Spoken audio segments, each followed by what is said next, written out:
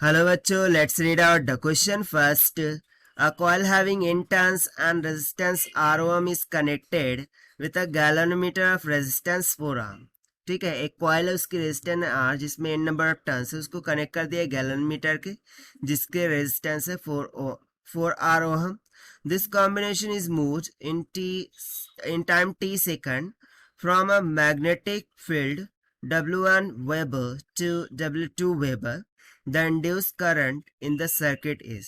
So basically जब इस combination को मैग्नेटिक फील्ड से फिराया जाता है from W1 to W2, so induce current क्या होगा इन टाइम t सेकंड, वो हमें फाइंड आउट करना है. तो चलिए स्टार्ट करते हैं हम की कॉन्सेप्ट से which we are going to use here for this question.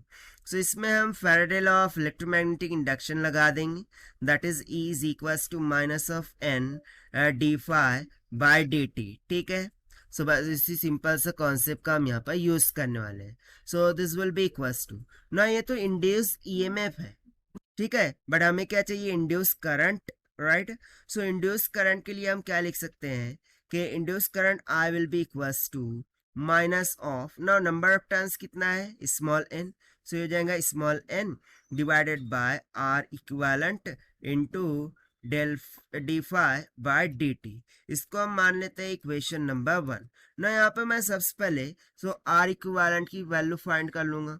So this will be equals to resistance of the coil कितनी है आर, इसको सीरीज में जोड़ दिया है गैलोमीटर के जिसकी रेजिस्टेंस है 4R. So it will be comes out 5R ohm. ना सेकंड थिंग, यहाँ से हम कैलकुलेट कर लेंगे d phi by d t की value. So d phi by d t इसकी वैल्यू क्या होंगी. सो देखिए basically d phi by d t is nothing but rate of change of magnetic okay magnetic field with respect to time को indicate कर रहा है.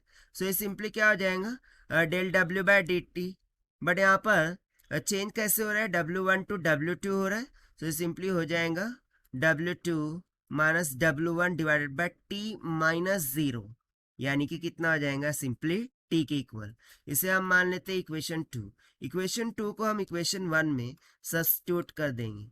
सो हमें क्या मिल जाएगा, induce current I will be equals to minus n divided by R equivalent, ठीक है, into d phi by d t कितना आया है, W2 minus W1 divided by T की इक्वल.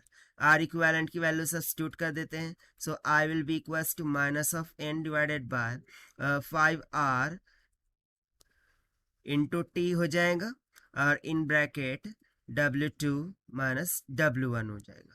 और देखिए यही हो जाता है हमारा आंसर फॉर दिस क्वेश्चन, जो कि हमने सॉल्व किया है by using the concept of Faraday law of electromagnetic induction से.